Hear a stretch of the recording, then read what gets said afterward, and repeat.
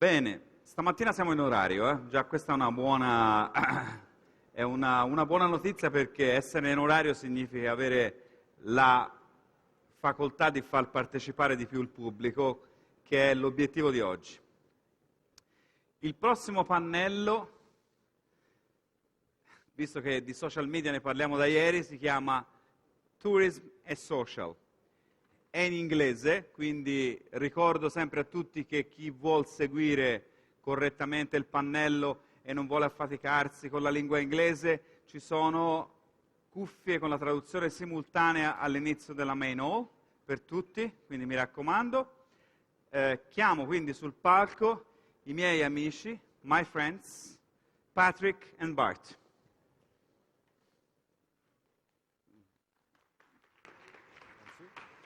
Morning, thank you. Patrick and Bart are running a company called Xotels. If you are on the social network, it's almost nearly impossible that you have not seen it, because, especially Patrick, it's everywhere. It's becoming more spam than social. But anyway, It's not me, yeah? enjoy their slot, Patrick and Bart. To you. Grazie. Grazie. Buongiorno, good morning, Florence. If we're going too fast, and the translators let us know as well, we're kind of used to speaking American English, so we go pretty fast. We're going to be talking today, on Giancarlo's request, about tourism and social. Now, this whole social thing is not new. It's actually quite old, no? Remember this? The postcard? I mean, we've all done that. It's about 25 years old, no, 20 years old. We go on vacation. We write this nice, beautiful postcard. We buy a stamp. You put a little sun on it with a temperature inside just to make your friends at home jealous. If you're a little bit young in your teenage period, probably send, I don't know, like a picture of some beautiful girls or guys on the beach to make your friends at home jealous. So this whole social thing about sharing your travel is nothing new. We get it home. We put our pictures in an album as quick as possible, and we show it to our friends. So this whole social part is nothing new. The only thing is new is this whole thing called internet and social networks online. Makes everybody very, very excited. Now the question is, with this whole social happening, this pattern going out there, people posting things on Facebook, Twitter, MySpace, Hives, there's so many social networks out there. How can we get involved? And I use the word, how can we get involved? I didn't say, how can we promote our hotel? And that's really the question we're going to be talking about today. We're going to be talking about two things mainly. We call them digital graffiti and digital recycling. How can we promote our hotels, our destination, through this whole social network? I think social networks really give us a big opportunity.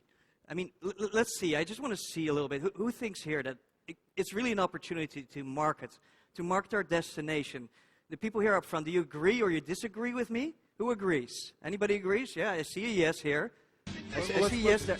How about in the back? Can you put the camera on the back of the room for me, please? Because it's really hard to see. Yeah, they're agreeing in the back. Yeah, they're agreeing. That's the camera. No? I can see some people agreeing. Yep. So yeah. everybody agrees or not? You agree? You guys are shy today. Come on. We want some questions later on as well. We want some interaction. This is the whole social thing, It's us together. It's not us alone on stage. So we've got this huge opportunity. And Twitter and Facebook are kind of the big names. They mentioned yesterday TripAdvisor, Suver, what's the other one? Oyster, the review websites. They're also social networks. And they're giving us a lot of opportunities to profile and our position, our destination, our hotel a lot better. Right. Now, go ahead. No, I think, the theme of the whole conference here is all about social media and how we can leverage those opportunities. And I think we shouldn't forget, like what Patrick started off with, tourism is social, right? We travel, we take pictures, we write postcards, and we send it back to our friends, right? How do we tap into that is the question. We have to figure out how to do that. And so if we all agree, and I think we all agree, that travel and tourism starts online. People go online before they travel, right? And social media poses as opportunities because it is a social event. And we need to basically figure out like how we can get our businesses, our messages mixed in with their social interaction already about this tourism thing, this traveling thing. And travel and tourism online, if that starts there, are we online? Are we online in the same way that, are we reaching out? Can we even say that hospitality starts online? I mean, it's a funny thing, no? It's this last day, yesterday, we've seen some great discussions, and today you guys are kind of agreeing with us. Yes, it's important. And we did a great training session yesterday, and everybody agreed, yes, it's important. But we're missing something there. We're hospitality, Hey, but Patrick, hold on a second, because I think when we say that travel and tourism starts online, we build websites because we think that, okay, we need to be online. And our website becomes sort of the destination. We make that the place that people come to, right? That's our focus. Once we get them there, we want to lock them in there. They're there. We don't let them go out. But in reality, like when you travel, and you know it for yourself as well, people visit one site, two sites, three sites. No, actually, on average, about 6 websites. Wouldn't it be great, Bart, if you know that browser on the top of your website, if you can take it off and lock the people in your website? That's kind of our mentality, Somebody comes to my website, book here, don't go anywhere else. Reality is, it's something we know. People are doing research, and I think that's what you're trying to say, right? They're doing research. They're going everywhere. I think yesterday TripAdvisor said it. But hold on a second, because I think like people sort of agree, but I want to point out like when you build your website, you focus on your product, right? Yeah, only my product, but guess what? They are not coming for your product. They don't care. It's a coincidence. They just happen to find you. I mean, most of you guys are probably hoteliers, or in some way, like you are part of the whole experience. Exactly. And you're just part of the whole experience. That's the reason why they're surfing around from one side to the other side. And one of the reasons that they surf around, actually the number one reason they surf around, not surprising probably, right? Price. Site to site to site to site to site to figure out the same price. You've tried to lock them in already and say like, you don't have to surf around anymore because we're offering the best price. And Google is trying to help out also, right? In the last year, was it a year and a half ago, they started Google Local Business. I hope you guys are all familiar with that, right? Because if you type your business name plus the city, you suddenly did all your SEO work the correct way, right? Because you're the number one position. It's our number one SEO tip. We showed it yesterday in our workshop. Anybody who doesn't know or didn't do this, just look up on Google Local Business. Register your company. You're going to be on top. You're beating the OTAs, the travel agencies. It's a simple thing to do. Yeah, and I think later on today, I think there's a section, I think very much at the end of the day, about actually how to use the other sites, or how the other sites are being used for searches. And eventually, they try to direct some of the traffic, or people are trying to get the traffic directly, right? Because that's where the most profit is. You don't have to get that intermediary in between. Not saying that intermediaries are bad. I think it's actually good to spread the message all the way around. So let's get online and be social. That's sort of the message that we spread yesterday. Who's got a Facebook page for his company? I want to see some hands.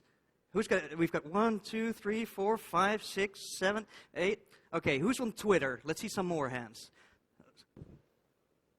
And what do we put on there? Yeah, but here, we took a few pictures yesterday at the thing. And so we said, like, okay, let's get online. And this is sort of a picture of one of our attendees. We took a picture yesterday of somebody in a seminar. I'm sorry if you're in the room. Why are you guys scared? What are you afraid of? I heard a lot as well yesterday, this discussion about reviews. And every question I hear, it's amazing. It's about the negative review. Screw them. We've all made mistakes in our lives. We can correct them. We have to focus a little bit more on the positive aspect of this whole social networking thing. We're all focused and scared about how many bad reviews do we get out of all the reviews? Not even 10%, at least if we're running a hotel normally. So let's focus a little bit more on the positive stuff. Yeah, but actually the negative thing is not bad at all. And I think yesterday there were some great comments about negative reviews. Because what are people looking for? They're looking for the authentic experiences, right? They're looking for the authentic comments. They want to find out who you are really about. And guess what? Something goes wrong. Everybody knows something goes wrong. And when you get a negative review, what do you get a chance to do?